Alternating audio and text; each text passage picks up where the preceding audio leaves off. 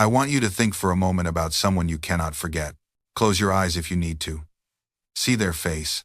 Feel that pull in your chest, that strange gravity that draws your mind back to them again and again, even when you wish it wouldn't. Maybe it's been years. Maybe you've moved cities, changed your life, loved other people, and still, in the quiet moments, there they are, in your dreams, in songs, in the way light falls through a window at a certain hour. You've tried to let go. God knows you've tried. You've reasoned with yourself. You've been angry. You've forgiven, or thought you did. You've filled your days with work, with distractions, with new faces and new places, and yet, like a tide that refuses to stop returning to the shore, they come back to you. Why? Why can some people walk out of our lives and leave barely a footprint, while others, sometimes people who were only with us briefly, brand themselves into our very souls? Why does the heart refuse to release them? I will tell you something that may sound strange at first, but if you sit with it, if you truly feel into it, you will recognize its truth. That person you cannot forget is not a mistake. They are not a weakness in you. They are not proof that you are broken or stuck or foolish. They are your unfinished karma. Let me say that again, because this is the key that opens everything. The person you cannot forget is your unfinished karma. They are a sacred assignment your soul accepted long before this lifetime began.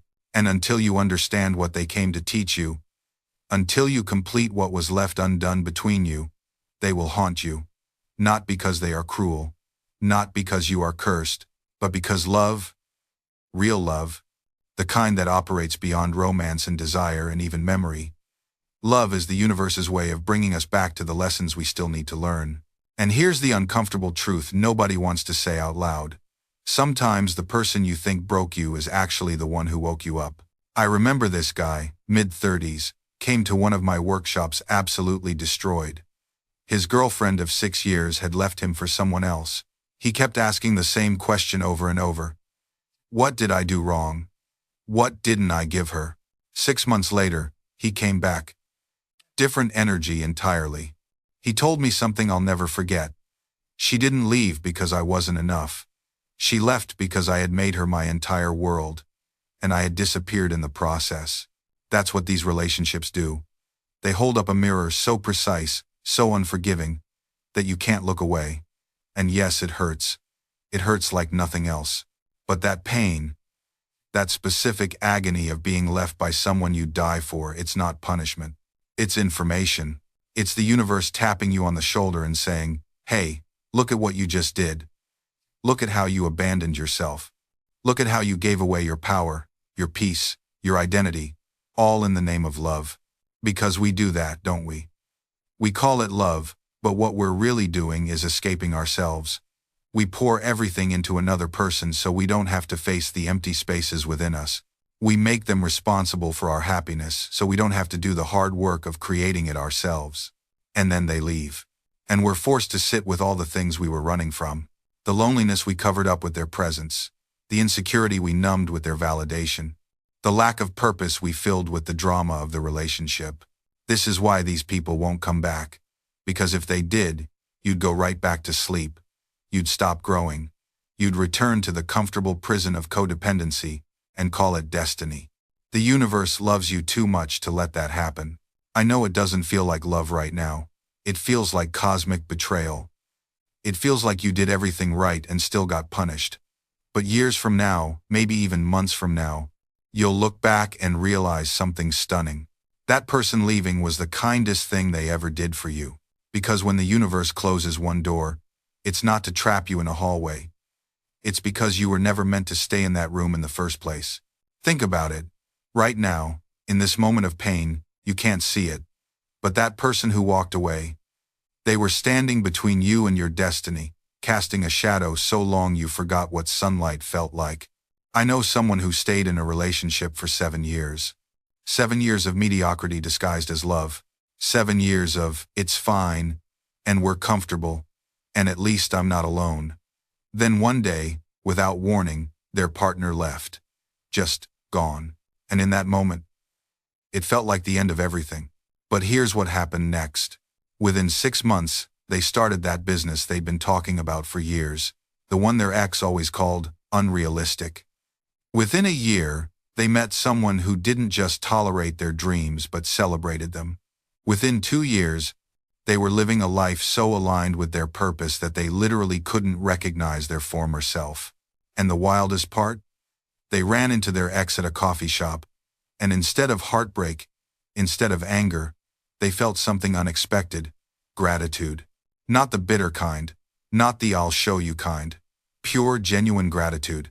Because that ending wasn't a rejection. It was a redirection. The universe wasn't punishing them, it was protecting them. It was saying, "I have something better for you, but you have to let go of what's merely good enough to receive what's truly meant for you." And maybe that's what's happening to you right now. Maybe this person leaving isn't the tragedy. Maybe the tragedy would have been staying. Maybe the tragedy would have been 10 more years of almost but not quite. 10 more years of dimming your light to make someone else comfortable. 10 more years of convincing yourself that settling is the same as loving.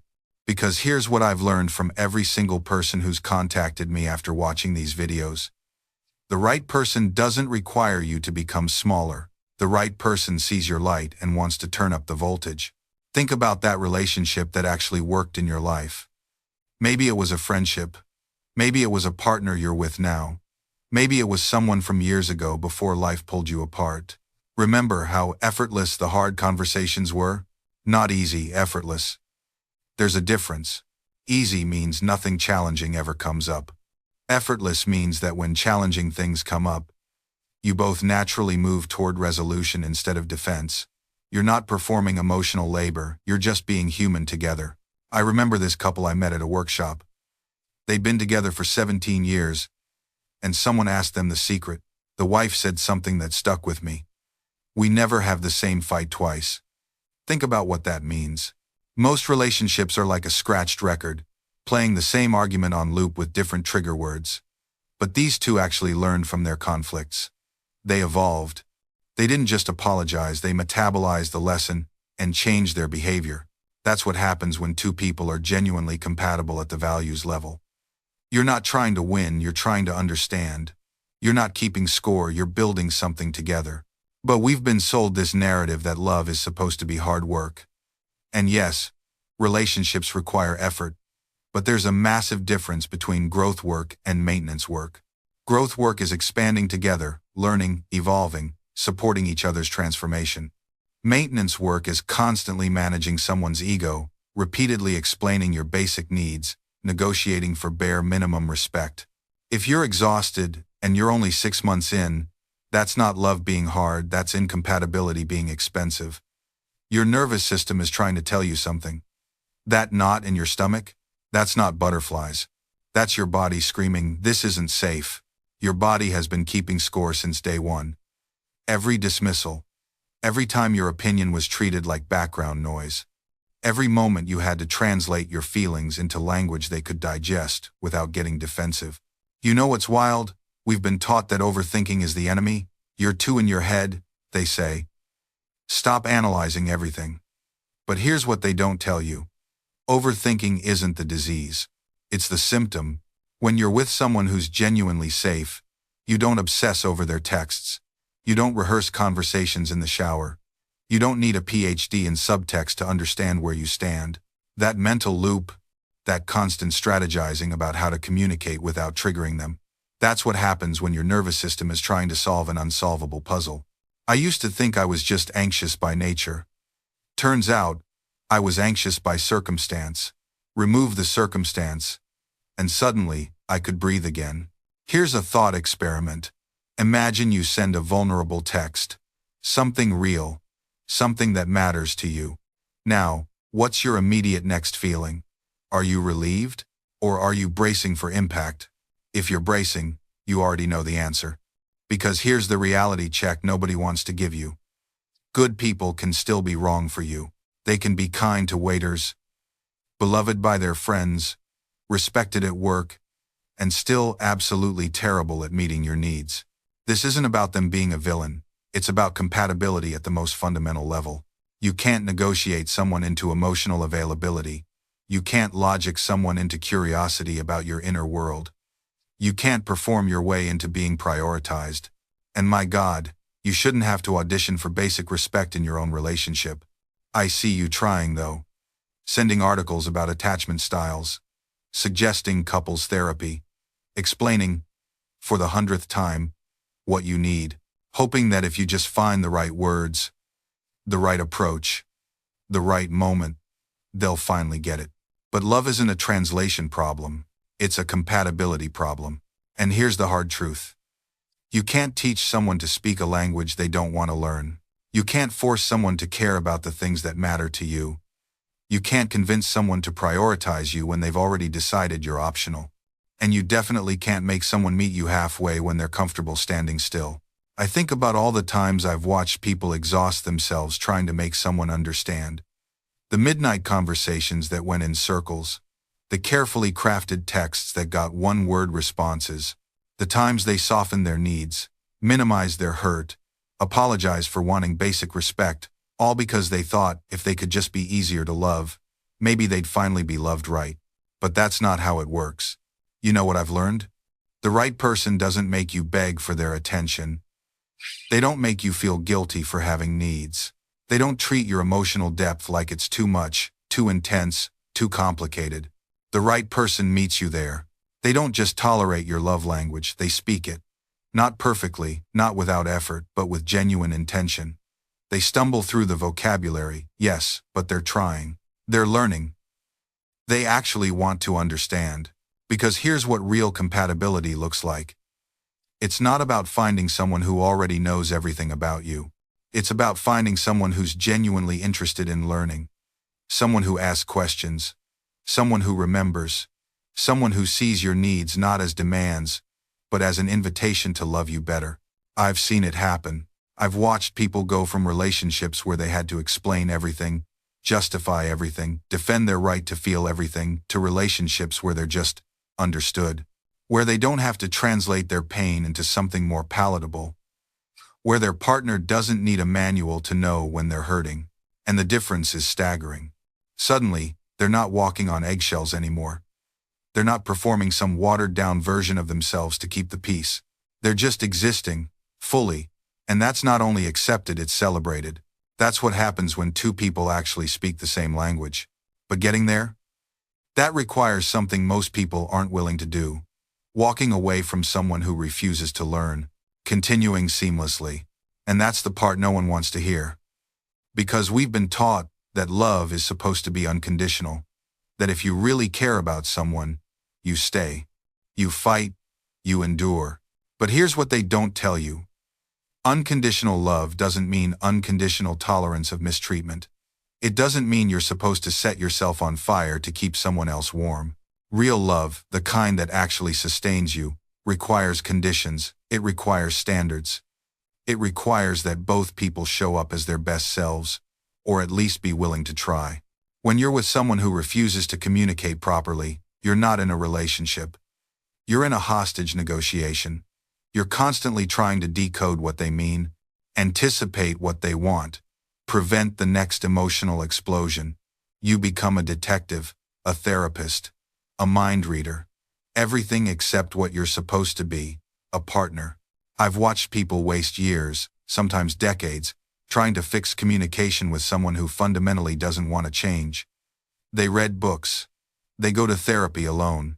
They craft perfect sentences, choose the right moments, modulate their tone.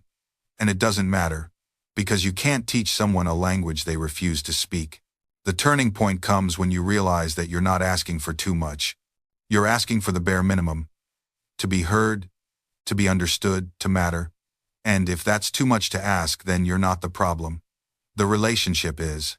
Some people will tell you that walking away is giving up. That if you love them enough, you'd stay and work it out. But what they're really saying is that your needs don't matter. That you should shrink yourself, silence yourself, disappear yourself, all in the name of keeping the peace. That's not love. That's slow erasure. The healthiest thing you can do is draw a line. Not out of anger or spite, but out of self-respect. To say, calmly and clearly, I deserve to be met halfway. I deserve someone who wants to understand me. And if you can't be that person, then I need to find someone who can. That sentence might feel impossible to say right now. It might feel like a betrayal, like you're being the difficult one, like you're asking for too much.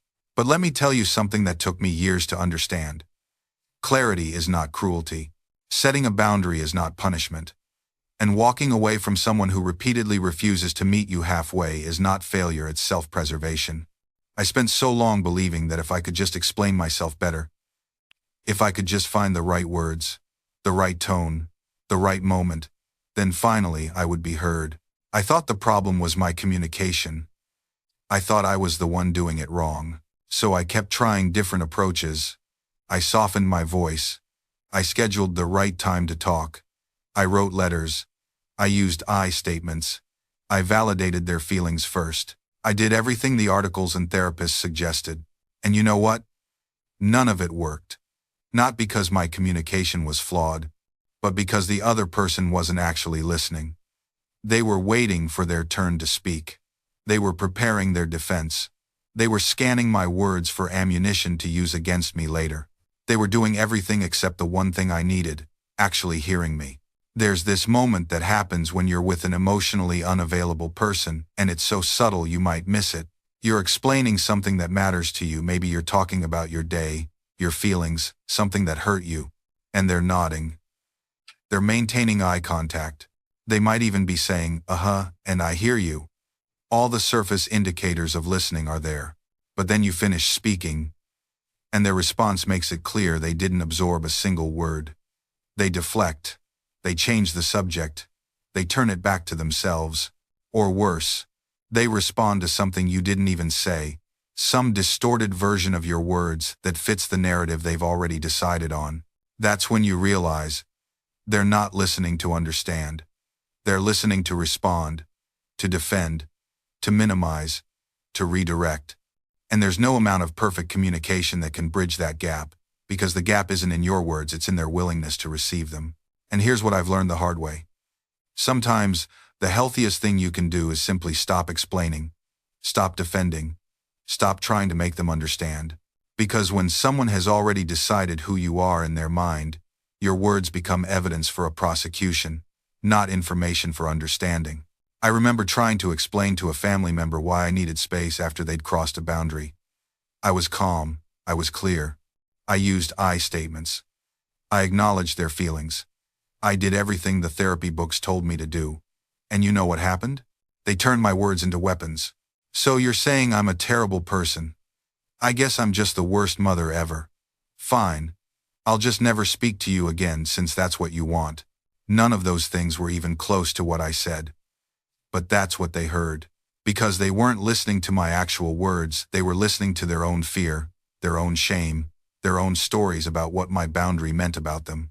And I spent weeks afterward replaying that conversation, thinking if I had just said it differently, if I had been more gentle, more clear, more something, then they would have understood. But that's the trap. That's the exhausting cycle that keeps us stuck.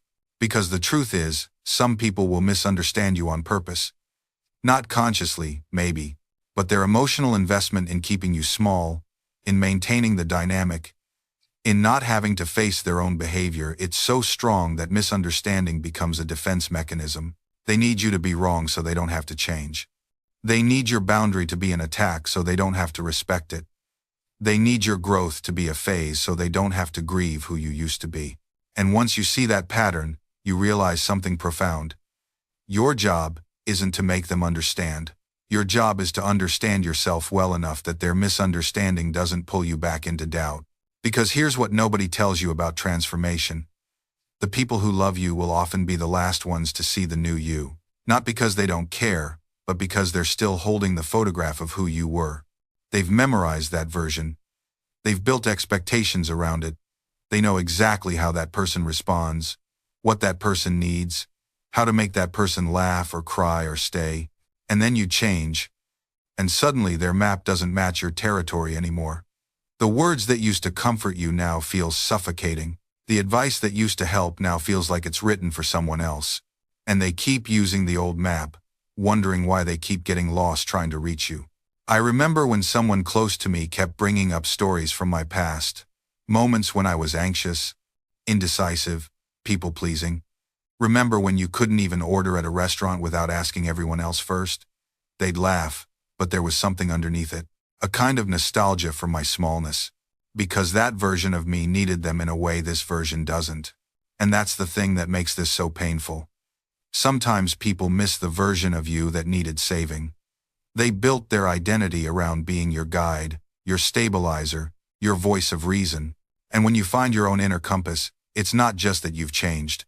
It's that their role in your story has changed. And they're grieving that loss, even if they don't have the words for it.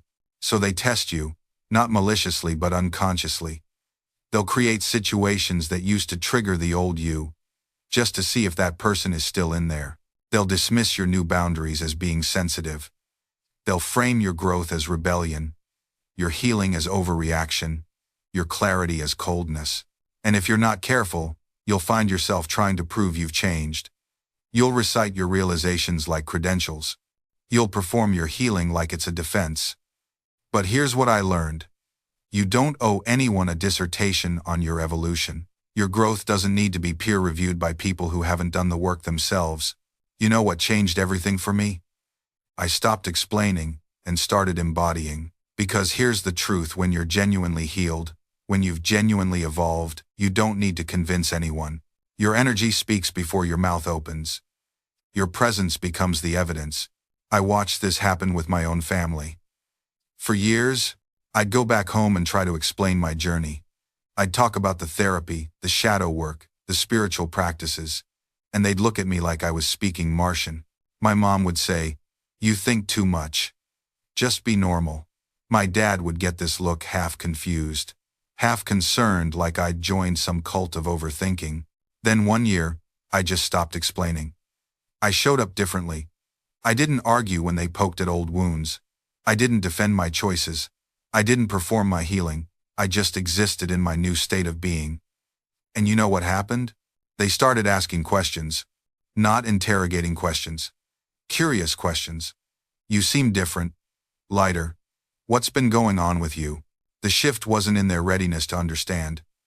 The shift was in my need for them to understand. When you stop needing validation for your transformation, something magical happens. People actually start to see it. But let's be real about something else. Some people won't ever see it. Some people are so invested in the old version of you that your growth feels like a personal betrayal to them. They built an identity around being the strong one while you were the struggling one. They found purpose in fixing you. They felt superior by keeping you small. Your healing threatens their entire narrative. And that's not your problem to solve. You can't shrink back into old patterns just to make someone else comfortable with their lack of growth. That's not love. That's imprisonment disguised as family obligation. I had a friend who kept pulling me back into old dynamics. Every conversation was gossip, negativity, rehashing the same problems with different names. For years, I'd leave those conversations feeling drained, heavy, like I'd been swimming in mud. But I'd tell myself, we've been friends for so long. I can't just abandon them. Then one day it hit me: staying connected to someone who refuses to evolve isn't loyalty, it's self-abandonment. I remember trying to justify it. I'd think, maybe they're going through a rough patch. Maybe they'll change. But months turned into years, and nothing shifted. The same complaints, the same excuses, the same energy drain. And here's what really stung: I realized I wasn't helping them by staying. If anything, I was enabling the stagnation. My presence had become a buffer that protected them from facing their own patterns. They didn't need to change because I was always there to absorb their chaos. That's when I understood something profound. Real love sometimes means stepping back. It means refusing to participate in someone's self-destruction, even if they call you cold for it, even if they don't understand. I started pulling back slowly. Not with drama or announcements, just with quiet, intentional distance. I stopped being the first to reach out.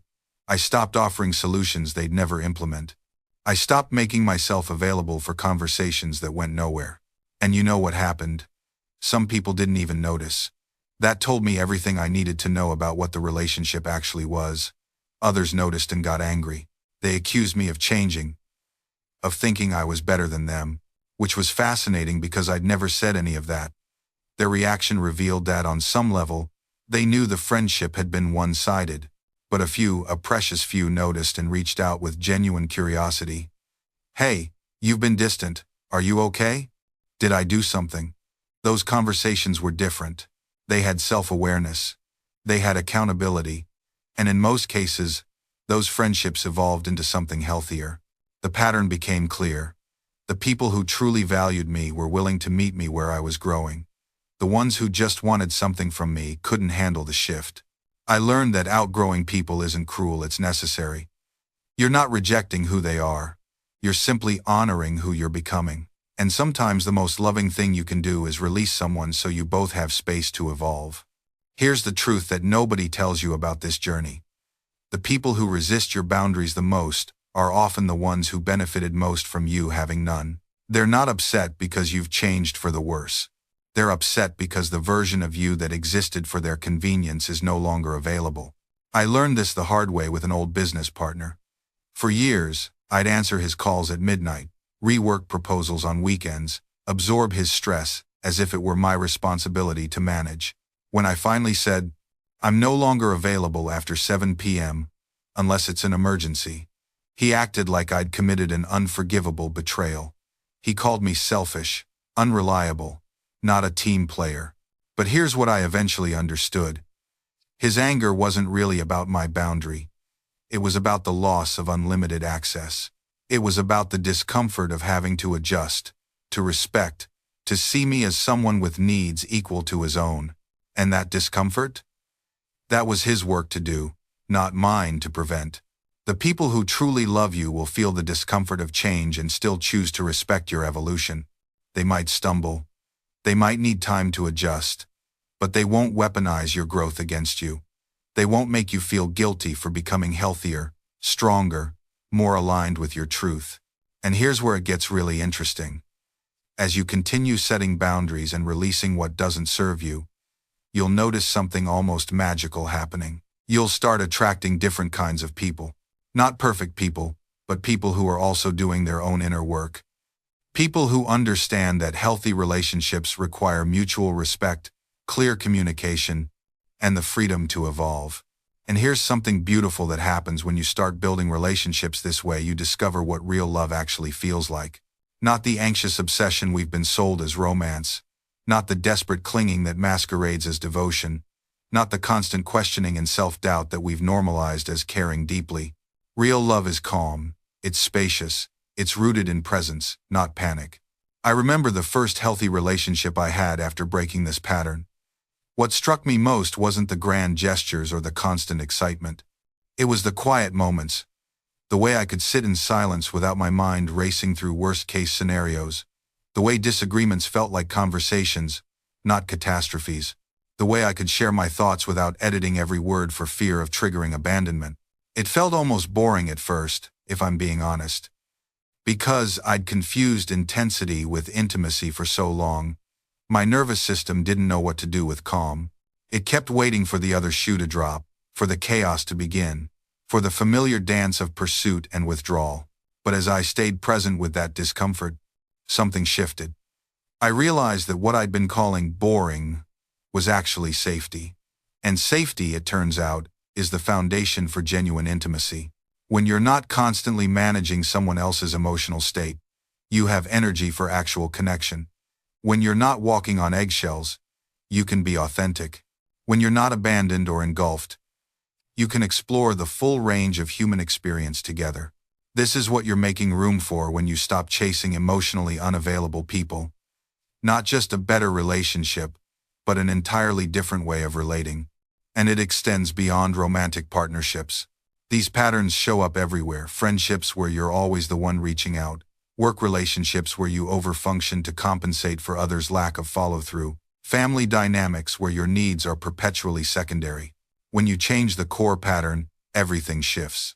You start noticing where you've been settling, where you've been minimizing your own needs, where you've been auditioning for acceptance instead of simply existing as yourself. And here's what nobody tells you about that awakening. It's uncomfortable as hell at first, because when you start seeing the truth clearly, you can't unsee it. You can't go back to pretending that the constant accommodation was fine. You can't keep telling yourself that it's noble to shrink so others feel bigger. There's this moment, and I remember it vividly, when you realize that the people who benefited from your smallness might not celebrate your growth. The ones who got comfortable with you always saying yes start getting uncomfortable when you learn the word no. The relationships built on your flexibility suddenly feel threatened when you develop a backbone, and that's terrifying. Because now you're faced with a choice. Do I go back to who I was to keep the peace? Or do I move forward into who I'm becoming, even if it costs me some connections? This is where most people stall out. They get right to the edge of real change, and then the fear kicks in. What if I lose people? What if I end up alone? What if my authentic self isn't as lovable as the version I've been performing? Let me tell you something that took me years to understand. The people you lose by being yourself were never truly yours to begin with. They were fans of your performance, not friends of your soul. And yes, that hurts. It hurts like hell to realize that some relationships were conditional on your compliance. But here's the gift hidden in that pain. Every false connection that falls away creates space for real ones. Every boundary you set is an invitation for people who respect boundaries. Every time you choose authenticity over approval, you're sending out a signal that attracts others who value truth over comfort. I started practicing something radical. When someone asked me to do something I didn't want to do, instead of immediately calculating whether I could sacrifice my own plans, I paused, just a simple pause. And in that pause, I asked myself, what do I actually want here? Not what would make them happy, not what would avoid conflict, not what would make me look good. What did I genuinely want? At first, my own desires felt foreign to me, like trying to remember a language I hadn't spoken in years. But slowly, with practice, my own voice got clearer, stronger, less apologetic. I started setting boundaries, small ones at first, saying no to plans when I was exhausted, asking for what I needed instead of hoping someone would guess, leaving conversations that felt like they were draining me dry. And you know what? The sky didn't fall. Some people were surprised. A few got upset. But the ones who truly mattered, they respected it. They leaned in closer, not further away. Because here's what I learned. Real connection doesn't require you to disappear. It requires you to show up fully, honestly, messily human. The people who love the real you, flaws and boundaries and all, those are your people. The ones who only like the convenient, quiet, always available version of you, they were never really seeing you anyway. There's this moment that still makes me smile. I was at dinner with friends, and someone made a comment, just a offhand joke, but it was at my expense. Old me would have laughed along, swallowed the sting, changed the subject, but I paused, took a breath, and said, "Hey, that actually bothered me." The table went quiet. My heart was pounding. But then my friend looked at me, really looked at me, and said, "I'm sorry. I didn't realize. Thank you for telling me." And just like that, the air cleared. The friendship deepened, because I'd given them the chance to see me, and they'd chosen to meet me there. That's the thing about finding your voice. It's not about being loud or confrontational or difficult. It's about being honest, about trusting that you deserve to take up space in your own life. Your voice is the bridge between your inner world and the outer one. When you silence it, you're not just keeping the peace, you're keeping yourself locked away. And maybe, just maybe, the world needs to hear what you have to say. Not some polished, perfect version. The real thing, the raw thing, the thing that's uniquely, unmistakably yours. Because somewhere out there, someone is waiting to hear a voice that sounds like truth. And it might just be yours. So speak. Stumble. Start again. Let your voice crack and waver and find its footing. It's worth it. You're worth it. Because here's what I've learned. The people who connect most deeply aren't the ones with the smoothest delivery or the most polished presence. They're the ones who let us see them figuring it out in real time. I think about my friend Marcus, who runs a tiny bookstore in Portland. He started doing Instagram lives, just reading passages from books he loved. No production value, no script. Just him, sitting in his cluttered back office, surrounded by towers of paperbacks, sharing why a particular paragraph made him cry or laugh or think differently about his life. His first video got 7 views. 5 of them were probably his mom on different devices. But he kept going. And something magical happened. People started showing up not despite the awkwardness, but because of it. They loved watching him fumble for words, lose his place, get so excited about a metaphor that he'd forget what point he was making. Now he has this small but incredibly devoted community. They're not there for perfection. They're there for connection. They're there because Marcus shows them it's okay to be passionate and imperfect at the same time. That's the thing about authenticity. It gives other people permission.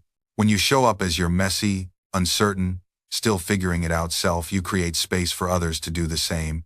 You break the spell of comparison that keeps so many people silent. You become living proof that you don't need to have it all together to have something worth sharing. And the beautiful irony? The more you embrace your imperfection, the more magnetic you become. Because authenticity is the rarest thing on the internet right now. In a sea of curated highlight reels and carefully filtered moments, genuine humanity stands out like a lighthouse. I'm not saying overshare. I'm not suggesting you turn your content into trauma dumping or use your audience as free therapy. There's a difference between being authentic and being unprocessed. But there's this sweet spot. This place where you can share your real thoughts, your real struggles, your real questions without needing to have all the answers. Where you can say, I don't know and I'm learning and I got this wrong before. That's where connection lives. In the uncertainty, in the honest admission that we're all just doing our best with what we know right now. I've watched relationships transform when one person finally stops performing certainty and starts living in truth. When someone says, I thought I had this figured out, but I'm realizing I don't.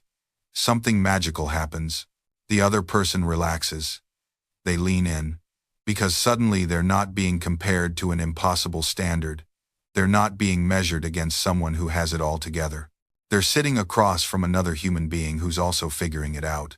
And here's what nobody tells you about this path: it gets easier. Not because you find more answers, but because you get more comfortable with not having them. You build tolerance for ambiguity the same way you'd build muscle. Through repetition, through practice, through choosing discomfort over false comfort again and again until it becomes your new normal. The first time you admit you don't know something feels like dying. The 10th time feels like honesty. The 100th time feels like freedom. I remember the exact moment I realized I'd crossed some invisible threshold. Someone asked me a direct question about something in my supposed area of expertise, and instead of scrambling for an answer, instead of performing knowledge I didn't have, I just paused. And in that pause, there was no panic, no fear of being exposed. Just genuine curiosity about the question and honest assessment of what I actually knew versus what I was guessing. And I said, that's a great question. I have some thoughts, but I'm not certain. Let me think about it and get back to you with something more considered. The person thanked me. They actually thanked me for not bullshitting them, for respecting their question enough to take it seriously instead of reflexively answering. That's when I understood people aren't actually looking for you to have all the answers. They're looking for you to care enough about truth to admit when you don't. They're looking for someone who values accuracy over ego. Someone who treats knowledge as something precious enough to handle carefully, not something to cosplay. Because here's the paradox. The more comfortable you get with saying, I don't know, the more people trust what you do say you know. Your certainty becomes calibrated. When you express confidence about something, people believe it, because they've seen you withhold confidence when it wasn't warranted. I've watched this transformation happen countless times. Someone starts out trying to sound like they have all the answers, and people are skeptical. They soften their language, they admit uncertainty where it exists, and suddenly people lean in closer. It's counterintuitive until you experience it. There's this beautiful humility that comes from intellectual honesty. Not false humility, not performative uncertainty, real humility. The kind that says, I've studied this deeply and here's what the evidence suggests, but I could be wrong. That phrase, I could be wrong, is like a superpower. It doesn't weaken your argument, it acknowledges reality. You could be wrong, we all could. The smartest people in history have been catastrophically wrong about things they were certain about. Why would you be the exception? But here's what I want you to understand. Admitting uncertainty is not the same as being wishy-washy. There's a difference between, I don't know if climate change is real, and I don't know exactly how quickly coastal cities will be affected. One is denying overwhelming evidence. The other is acknowledging the limits of prediction while accepting the core reality. Intellectual humility means updating your beliefs when new evidence arrives. It means holding your conclusions lightly enough that you can revise them, but firmly enough that you can act on them. I think about Bayesian reasoning a lot. It's this statistical framework where you start with prior beliefs and update them as new information comes in. You never reach absolute certainty, you just keep refining your probability estimates. That's how human knowledge actually works, even though we pretend otherwise. When someone asks me about something controversial, I try to separate what I'm confident about from what I'm uncertain about. I'm highly confident that vaccines have saved millions of lives. I'm less certain about the optimal vaccination schedule for every individual child. I'm very uncertain about how vaccine policy will evolve over the next decade. See how that works? Layers of confidence. Not binary, not all or nothing. This approach protects you from tribalism too. When your identity isn't wrapped up in being right about everything, you can evaluate ideas on their merits rather than their source. You can say, I disagree with this person about X, but they make a good point about Y. You become intellectually independent instead of ideologically captured. You can learn from anyone without feeling like you're betraying your team. You can change your position on something without experiencing an identity crisis, because your positions are tentative conclusions, not sacred commitments. This is the difference between being a truth seeker and being a soldier in someone else's war. Truth seekers don't have permanent enemies or permanent allies. They have questions, evidence, and varying degrees of confidence. They update their maps when the territory changes. They'd rather be useful than right, effective than consistent. Let me share what this looks like in practice. I used to have very strong opinions about education reform. I'd read extensively about it, and I was convinced I understood the problem and the solution. Then I spent time actually talking to teachers, administrators, parents, and students. Not debating them, just listening. And I discovered that almost every confident opinion I'd formed was either incomplete or wrong. The reality was so much more complex, so much more contextual, than my tidy theories allowed for. Here's what changed. I didn't become certain about a different answer. I became appropriately uncertain about the entire question. And that uncertainty made me more useful, not less. Instead of pushing my pet solution, I could ask better questions. Instead of dismissing concerns that didn't fit my framework, I could hold multiple perspectives simultaneously and look for approaches that addressed more of them. This is intellectual maturity. It's recognizing that most problems that matter are genuinely hard, that smart people disagree for good reasons, that there are usually trade-offs rather than pure wins. It's being suspicious of anyone who makes complex issues sound simple, including yourself. The practical application here is radical. Before you advocate strongly for a position, make sure you can articulate the strongest version of the opposing view. Not a straw man, the actual strongest case. If you can't, you don't understand the issue well enough to have a strong opinion yet. You're not thinking, you're cheerleading. This standard is uncomfortable because it means having strong opinions about fewer things. It means saying, I don't know more often. It means disappointing people who want you to pick a side and stay there. But it also means that when you do take a position, it's actually yours, built on understanding rather than borrowed from whatever tribe you identify with. And maybe the most important reason to embrace intellectual humility is this. Reality itself is humbling. The universe doesn't care about our certainty. It continues operating according to laws we're still discovering, patterns we haven't noticed, connections we can't yet see.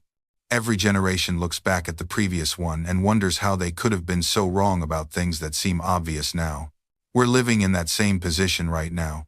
Future generations will look back at us and shake their heads at beliefs we hold with absolute confidence today. The question is, which ones? If you could travel back to 1850 and tell a room full of the smartest doctors in the world about germ theory, they'd laugh you out of the building. The idea that tiny invisible creatures cause disease? Ridiculous.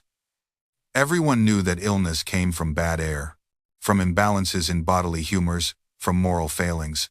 These weren't stupid people. They were brilliant, educated, dedicated to their craft. But they were wrong about something fundamental because they operated within a paradigm that didn't have space for the truth yet. We're in the same position now, just about different things. And the scary part is, we don't know which things. That's why certainty about complex issues should actually make us nervous, not comfortable. I think about this whenever I catch myself thinking, only an idiot would believe X. Or, the answer is obviously Y. That feeling of obviousness is often a warning sign, not a badge of wisdom. The most important insights usually aren't obvious until after someone points them out. Then they seem so clear that we can't imagine not seeing them before. That's the nature of paradigm shifts. They reorganize our thinking so completely that the old way becomes almost unimaginable.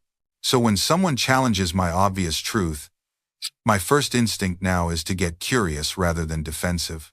Not because I'm morally superior, but because I've been wrong about too many obvious things to trust that feeling anymore. The philosopher John Stuart Mill wrote about the importance of hearing opposing views, but not for the reasons most people think.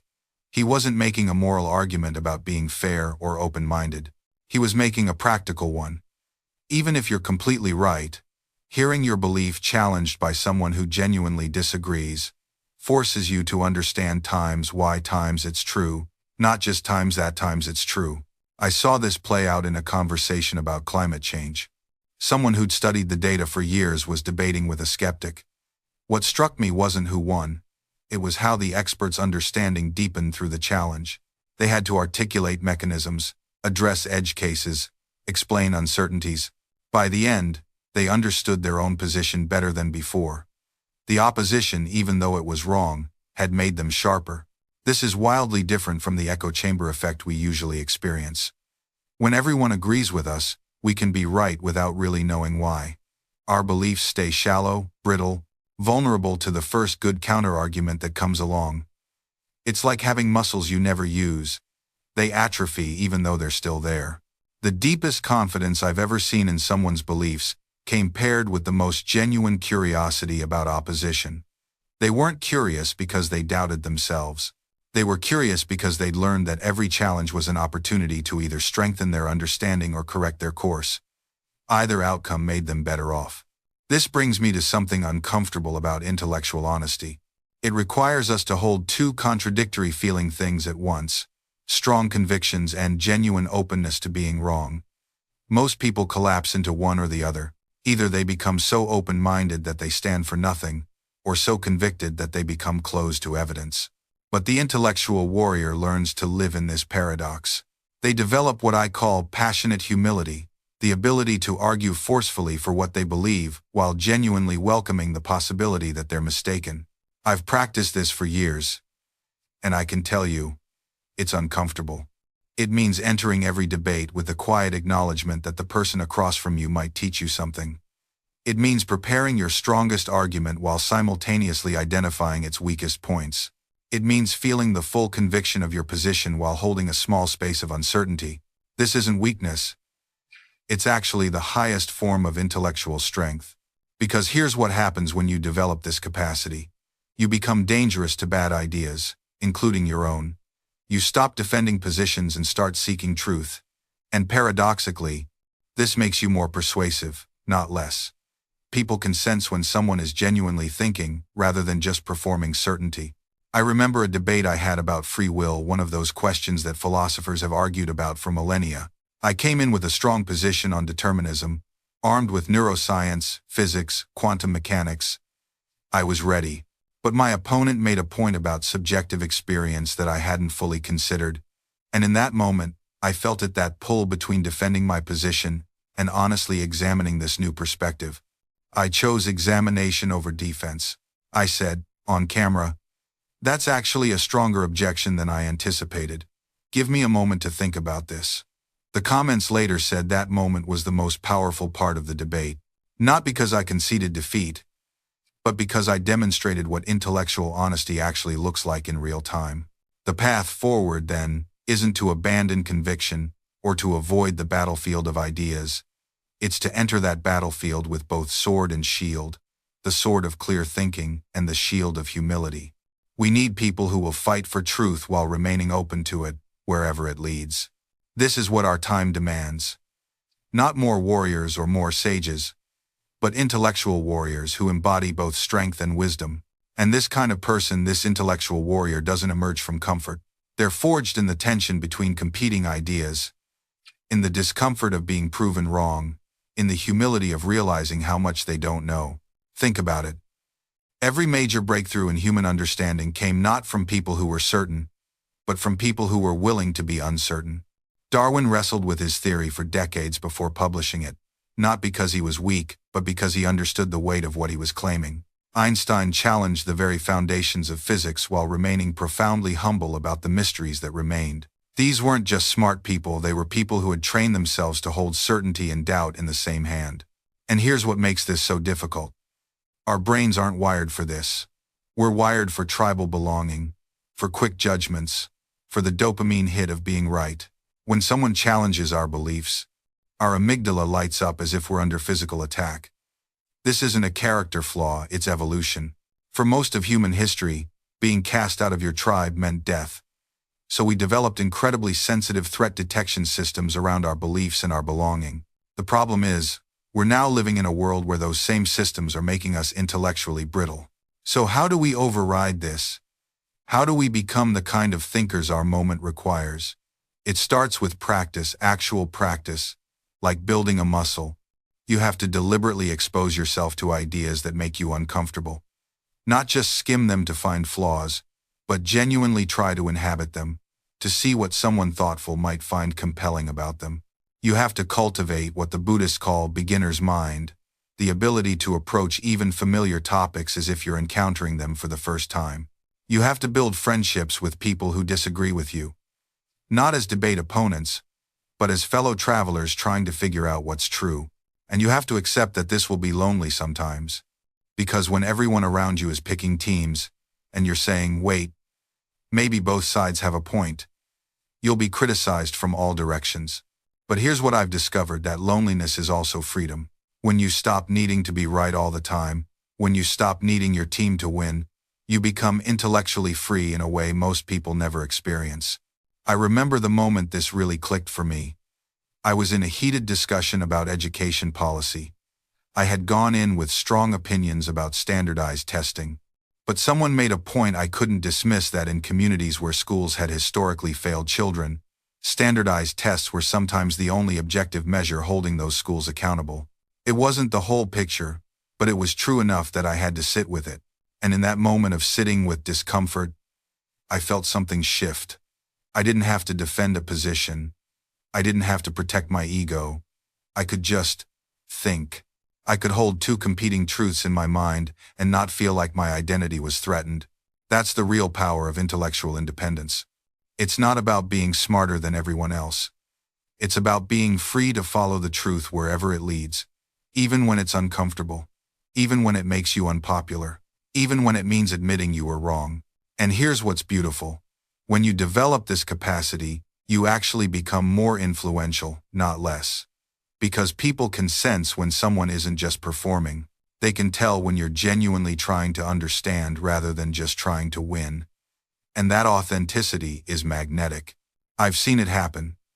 The people who are most respected in their fields, the ones whose opinions actually matter, when things get complicated, they're not the loudest voices or the most ideologically pure.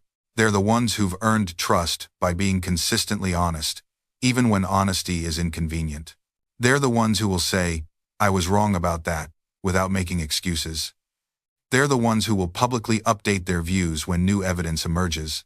They're the ones who treat their opponents with respect even while disagreeing strongly.